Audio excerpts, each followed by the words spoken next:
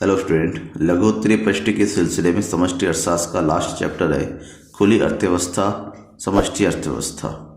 ठीक है, खुली अर्थव्यवस्था क्या है, इसके बाद इस चैप्टर से रिलेटेड जो शॉर्ट क्वेश्चन है उसकी हम बात करेंगे।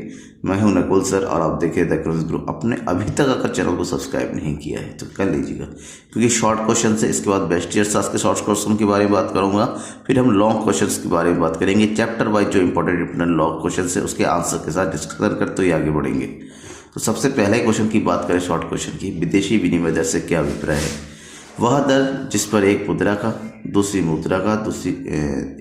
मुद्रा का विनिमय किया जाता है उसको विनिमय दर कहते हैं। मतलब जिस दर पर एक देश की मुद्रा का दूसरे देश की मुद्रा के साथ विनिमय किया जाता है उसे हम विनिमय दर, उस दर को विनिमय दर कहते हैं। जैसे अगर हम कहें कि $1 के बदले में अगर भारत को 70 रुपये का पेमेंट करना पड़ता है तो ये है भारत का विनिमय दर होता है। क्यों? डॉलर के बदले में भारत को 70 रुपये का पेमेंट करना पड़ेगा और इसी के आधार पर सारे पेमेंट जो है निपटाए जाएंगे।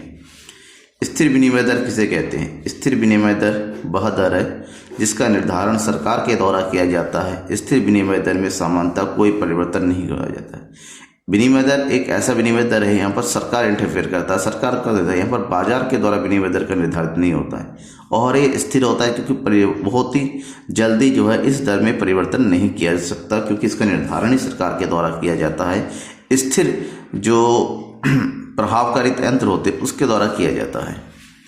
नेक्स्ट, लोचपूर्ण विनिमय दरों से क्या आशा है। लोचपूर्ण विनिमय दर किसको कहेंगे? लोचपूर्ण विनिमय दर प्रणाली में विनिमय दर विदेशी मुद्रा बाजारों में विदेशी मुद्रा की मांग एवं पूर्ति द्वारा निर्धारित होती है। विनिमय की मांग व पूर्ति परिवर्तनों के साथ बदलती रहती है। मतलब एक ऐसा दर जिसका निर्धारण विदेशी विनिमय बाजार के अंतर्गत विदेशी विनिमय की मांग और विदेशी विनिमय की पूर्ति के द्वारा निर्धारित होता है। यानी कि जिस बिंदु पर विदेशी विनिमय की मांग यानी कि डिमांड और विदेशी विनिमय की पूर्ति यानी कि एस आपस में बराबर होती है, उस बिंदु पर जो है विनिमय दर का निर्धारण होता है और इसे ही लोचपूर्ण विनिमय दर कहेंगे, क्योंकि बाजार की मांग पूर्ति के अनुसार इसमें परिवर्तन होता रहता है। संतुलित विनिमय दर किस बिंदु पर निर्धारित होती है? अभी बताया मैंने कि जिस बिंदु पर विनिमय की पूर्ति और विनिमय की मांग आपस में बराबर होती है, इस बिंदु पर यानी कि S=2 जहां पर होगा उस बिंदु पर संतुलित विनिमय दर का निर्धारण होता है। अर्थात जिस बिंदु पर विदेशी विनिमय की मांग और पूर्ति आपस में बराबर होती है। वायदा विनिमय दर क्या होता है? वायदा भविष्य से संबंधित होता है, यानी कि वायदा विनिमय दर वह दर है जिस पर भविष्य में किसी विशिष्ट समय में लेन देन पूरा किया जाता है। यानी कि विनिमय दर एक ऐसा दर होता है, यहाँ पर ये भविष्य की बात करता है कि भविष्य में एक निश्चित पार्टिकुलर डेट को जिस दर पर पेमेंट किया जाना है उसे हम वायदा विनिमय दर कहते हैं। नेक्स्ट क्वेश्चन है, विदेशी विनिमय बाजार से क्या अभिप्राय है।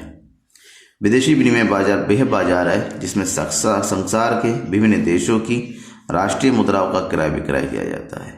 ठीक है, समझ में आ गया आपको? यानी कि एक ऐसा बाजार जिसके अंतर्गत केवल विदेशी विनिमय की यानी कि अलग अलग देशों की जो राष्ट्रीय मुद्राएं हैं उनका क्रय विक्रय होता है। चालू बाजार से क्या आशा है?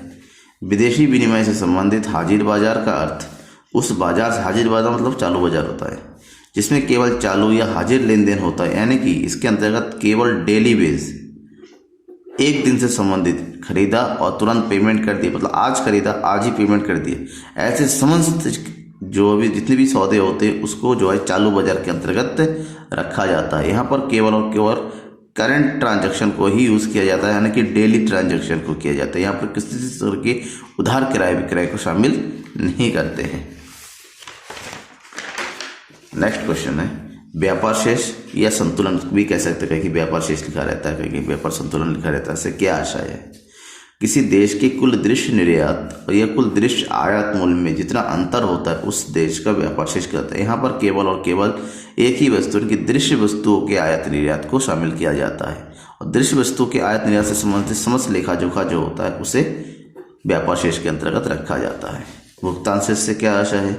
किसी देश के भुगतान संतुलन किसी दिए हुए समय पर संपूर्ण विश्व के साथ उसके समस्त लेन देनों का लेखा होता है। इसके अंतर्गत सभी प्रकार की वस्तुएं आती, चाहे दृश्य वस्तु है चाहे अदृश्य वस्तु है, एक पक्षीय अंतरण हो, जो भी हो, हर चीज़ का लेखा जोखा इसके अंतर्गत रखा जाता है, जो एक वर्ष के अंतर्गत देश के द्वारा बाकी सभी देशों के द्वारा किया जाता है।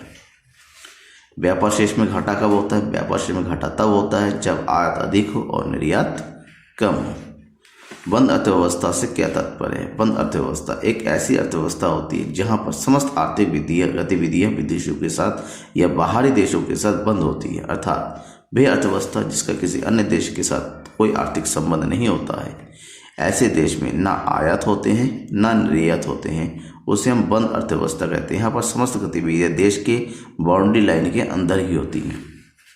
नेक्स्ट क्वेश्चन है, न्यूमेरिकल टाइप में आ जाता है, 1 नंबर में पूछा जाता है ये क्वेश्चन। व्यापार शेष में 300 रुपये का घाटा है, व्यापार शेष का घाटा है और निर्यात का मूल्य 500 है, तो आयात का मूल्य कितना होगा? तो यहाँ पर फार्मूला आप यूज़ करेंगे, आयात का मूल्य बराबर व्यापार शेष प्लस निर्यात। तो व्यापार शेष कितना दे रखा है घाटा 300 प्लस निर्यात कितना दे रखा है 500, दोनों को जोड़ दीजिए तो आपके पास मिल जाएगा रुपये 800 करोड़। ये करंट आयात है, क्योंकि 800 में से 500 गया तभी 300 का घाटा बचेगा। नेक्स्ट क्वेश्चन है, अदृश्य मदें क्या हैं? उदाहरण दीजिए। ऐसी मदें जिनका भौतिक अस्तित्व नहीं होता है, अर्थात ये किसी पदार्थ की नहीं बनी होती, समस्त प्रकार की सेवाएं अदृश्य मदें हैं। ऐसी वस्तुएं जिनका कोई भौतिक अस्तित्व नहीं होता है, इनके सामने दिखता नहीं परंतु उसका क्रय विक्रय होता है, जैसे बैंकिंग सेवाएं होगी, जहाजरानी सेवाएं होगी आदि। चालू खाते से आप क्या समझते हैं? चालू खाता वह खाता है जिसमें वस्तुओं और सेवाओं की आयात और निर्यात एवं एक पक्षीय भुगतानों का हिसाब किताब रखा जाता है। मतलब एक ऐसा खाता जिसके अंतर्गत केवल जिसमें वस्तुओं का यानी कि चालू वस्तुओं के आयात और निर्यात संबंधी लेखा जोखा रखा जाता है, एक पक्षीय भुगतानों का लेखा जोखा रखा जाता है, उसे हम चालू खाता कहते हैं। Thank you. वीडियो जरूर पसंद आया होगा आपको, आपके लिए बहुत ज़्यादा हेल्पफुल है। और भी ज़्यादा वीडियो इस तरह की वीडियोस पाने के लिए चैनल के साथ बने रहिएगा, सब्सक्राइब करिएगा। Thank you.